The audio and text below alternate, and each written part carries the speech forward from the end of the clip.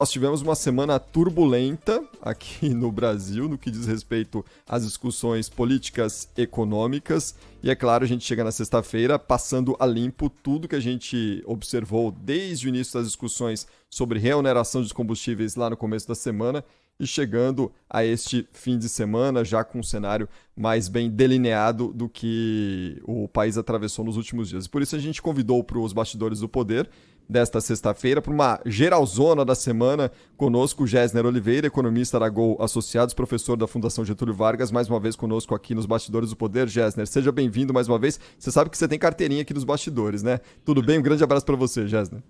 Olha, um grande abraço, prazer enorme, Cristiano, conversar com você, conversar com os ouvintes de Bastidores do Poder. E realmente você tem razão, foi uma semana repleta aí de emoções, de política econômica. Acho que é muito bom conversar sobre isso para fazer um balanço. O que a gente pode tirar de lição do que a gente observou nesses últimos dias, Gessner, e os cenários que se delineiam para as próximas semanas, para os próximos movimentos do governo federal, hein? Olha, Cristiano, eu acho que assim, do ponto de vista do desempenho da economia, eu acho que nós tivemos algumas informações relevantes. Uma informação positiva que as contas nacionais divulgadas ontem deram um resultado positivo para o PIB no ano passado.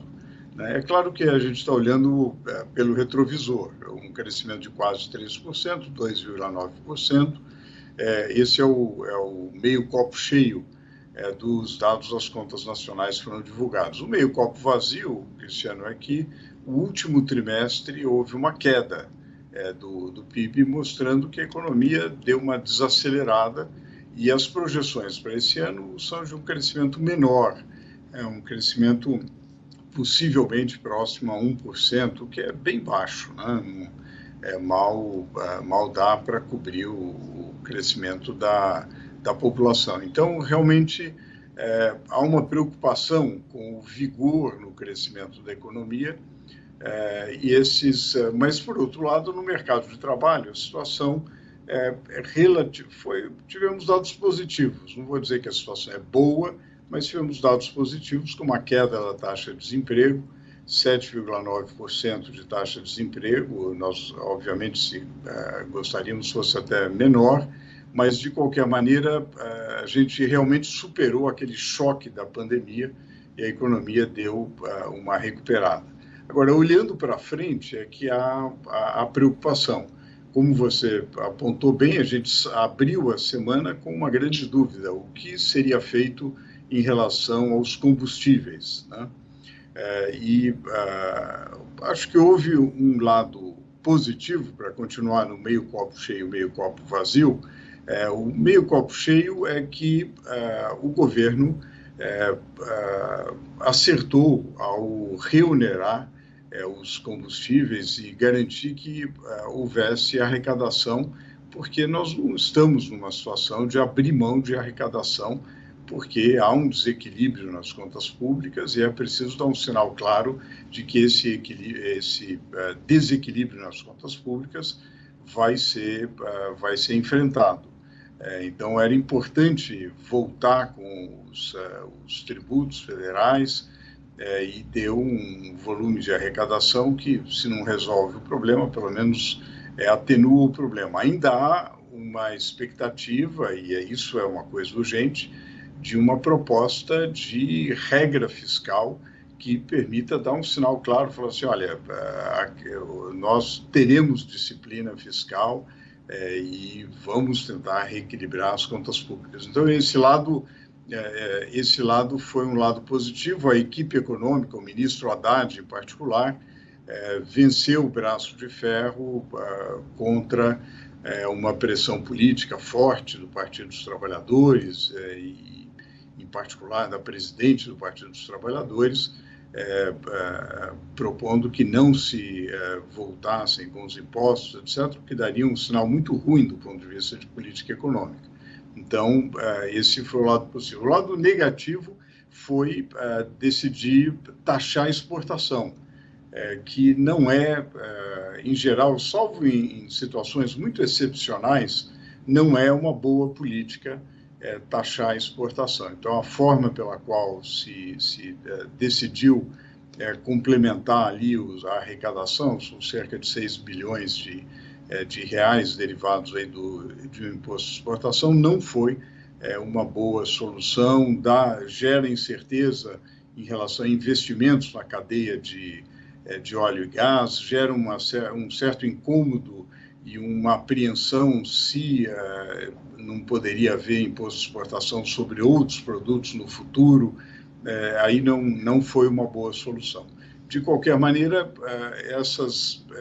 digamos, esse foi o lado, essa foi a grande decisão da semana. Além disso, a entrevista do presidente Lula a Bandeirantes foi um documento importante, né? E aí realmente o presidente voltou a fazer várias declarações contra a autonomia do Banco Central, uma crítica que não me parece ajudar a política econômica, a credibilidade da política econômica, a crítica à privatização da Eletrobras, que é um fato já passado, quer dizer, gera muita apreensão. Bom, mas o que vai ser feito? É possível se pensar em revogar privatizações que foram feitas? Realmente não foi bem o presidente Lula nessa entrevista em relação à política econômica. Eu acho que é um desserviço para o seu próprio governo. Então, isso também gera apreensão no mercado, Cristiano. Eu acho que nós tivemos... aí não teve copo cheio, eu acho que copo meio cheio, só teve copo meio vazio mesmo. Agora, Jéssica, você tocou durante a sua avaliação da semana em um ponto importante, que foi a questão da reforma tributária, que voltou a ser debatida nesta semana, né? Pelo menos teve um pontapé inicial para o debate do início de uma tramitação da reforma tributária no Congresso Nacional, a partir dos projetos que já estão lá, com uma perspectiva positiva de aprovação na Câmara no primeiro semestre, no Senado no começo do segundo semestre, ao mesmo tempo em que começa esse trabalho de reforma tributária. Nesses últimos dias, você citou o ministro da Fazenda, Fernando Haddad, conduziu aquele processo de reoneração dos combustíveis, conseguiu ali se colocar, se impor em relação às pressões que ele sofreu nos últimos dias e prometeu para esse fim de semana a redação, ou pelo menos um rascunho, finalizar o rascunho ali do novo arcabouço fiscal que ele promete apresentar até o fim do mês.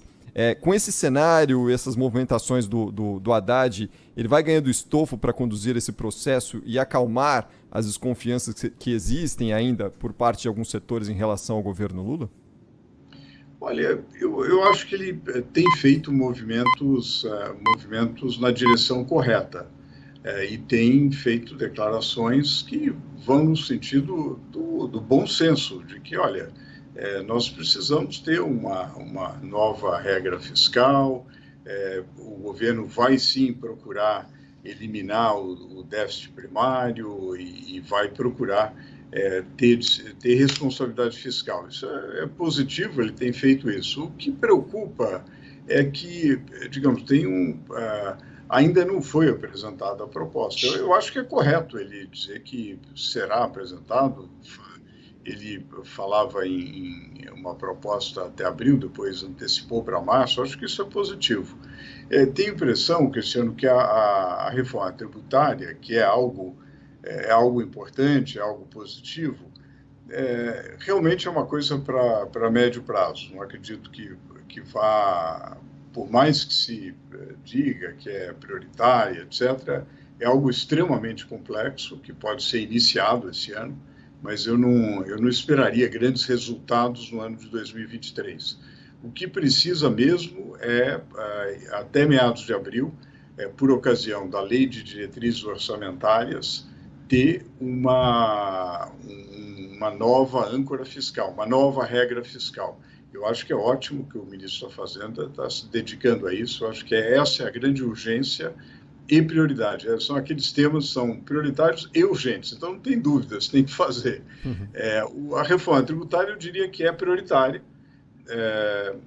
Digamos, ela no curtíssimo prazo, não chega a ser urgente, porque ela é muito complexa, ela vai passar por várias discussões, é um tema que envolve as diferentes esferas de governo, União, Estados, municípios, os macro setores da economia, serviços, o agro, a indústria, quer dizer, não, é realmente uma discussão bastante complexa. Eu acho que se o ministro Haddad avançar com uma nova regra fiscal, isso ajuda e seria desejável que o partido da situação e o governo evitasse uma pressão política sobre o Banco Central. Isso realmente é um desserviço para o próprio governo, né? Uhum.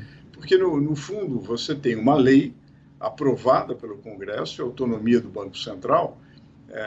Se você sai criticando sistematicamente, pressionando, coagindo a autoridade monetária, na prática, ainda que não formalmente, mas na prática, você está desrespeitando a lei, todo o espírito da lei de autonomia do Banco Central, o que é muito ruim, o que, na verdade, prejudica muito a condução da política econômica. Ô Gessner, só para a gente fechar, para a próxima semana, para os próximos dias, algum tema na área econômica que salte aos olhos, que a gente vai precisar ficar de olho, monitorar no noticiário e acompanhar de perto para o andamento da economia do Brasil? Olha, com certeza os desdobramentos dessa discussão sobre a âncora fiscal, a minha aposta é que a atenção vai estar voltada para isso. A gente nunca pode tirar o olho, né, do cenário internacional. Eu acho que digamos, a evolução e as projeções para a taxa de juros nos Estados Unidos vão ser muito importantes. Eu tenho a impressão que esses serão os temas que vão prevalecer na próxima semana, Cristiano. Gessner Oliveira, economista, Aragô Associados, professor da Fundação Getúlio Vargas, participou conosco aqui dos Bastidores do Poder. Gessner, foi mais uma vez um grande prazer tê-lo conosco aqui nos Bastidores. Volte sempre, um bom fim de semana, até a próxima. Igualmente, prazer enorme, ótimo final de semana para você e para os ouvintes do Bastidores do Poder. Valeu, grande abraço, Gessner Oliveira, grande companheiro conosco mais uma vez aqui nos Bastidores do Poder.